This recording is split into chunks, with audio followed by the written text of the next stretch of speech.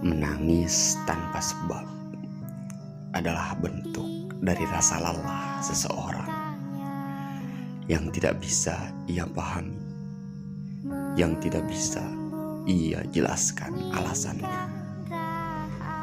Ia mengeluarkan air matanya karena terlalu capek menyikapi keadaan yang kadang-kadang membuatnya kewalahan. Saat ditanya, "Kamu kenapa?" ia selalu berkata, "Aku baik-baik saja." Kemudian ia bertanya ke dirinya sendiri, "Benarkah aku tidak apa-apa? Lalu mengapa aku menangis?"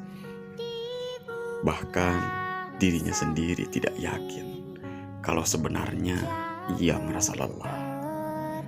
Dan hebatnya, ia selalu berkata, "Aku tidak apa-apa." Sedangkan semua orang bisa melihatnya sendiri dari mata yang berkaca-kaca.